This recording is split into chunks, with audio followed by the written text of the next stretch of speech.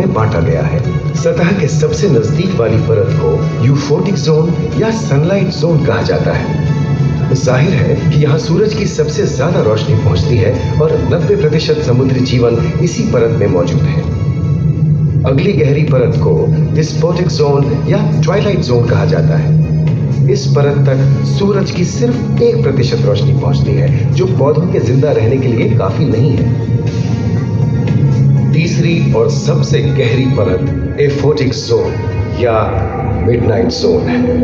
यहाँ सूरज की रोशनी बिल्कुल नहीं पहुंचती। ये परत पूरी तरह से अंधेरी और ठंडी होती है, बिल्कुल किसी हॉरर मूवी के सीन जैसे।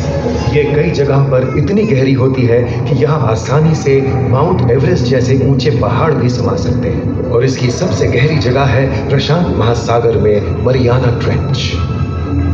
महाद्वीपीय तटों के साथ लगे उथले समुद्री इलाकों तक पहुंचना आसान है, लेकिन ये समुद्र का सिर्फ 10% है।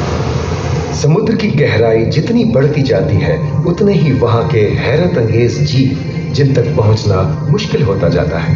ये समुद्री जीव पहले तो अपनी खूबसूरती से आपको छलते हैं और फिर अचानक एक खतरनाक रूप ले लेते हैं, जिनसे बचना मुश्किल ही नहीं, नामुमकिन है। और ये क्या, अचानक ये रोशनी कहां से आई?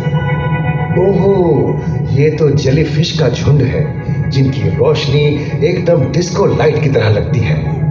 वाह, ये हुई ना बात। अब सभी बड़ी छोटी मछलियां इन चमचमाती डिस्को लाइट को देखकर पार्टी करने आएंगी। और फिर यही रोशनी उन्हें बेरहमी से दबोचकर उनका शिकार करके अंधेरे में वापस गायब हो जाएगी। लेकिन सभी शिकारियों को छलावे से लुभाना नहीं पड़ता। सबसे घातक शिकारियों में से है शार्क, जैसे ग्रेट व्हाइट और टाइगर शार्क। शार्क आमतौर पर सूरज ढलने के बाद अंधेरे में शिकार पे निकलती है, समुद्री जीवों का यमराज बनकर। आज तक शार्क की 500 से ज्यादा प्रजातियों का पता चल चुका है। ये हर तरह के खुले महासागरों में, मूंगे की चट्टानों में, आर्कटिक की बर्फ के नीचे और समुद्र की अंधेरी गहराइयों में पाई जाती है।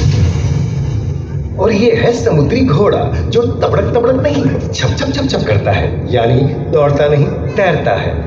हमने इन समुद्रों के बारे में बहुत कुछ जाना है, पर अभी भी बहुत कुछ जानना बाकी है। ये सागर गहरे और विशाल, ठंडे और अंधेरे में डूबे होते हैं। इन गहराइयों में पनपने वाली 17,000 से अधिक प्रजातियां मानो किसी कल्पना से कम नहीं है।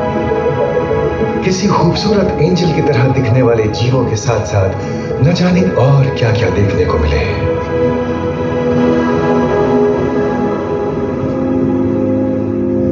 इन विशाल सागरों के इकोसिस्टम इनके बाहर तक फैले हैं।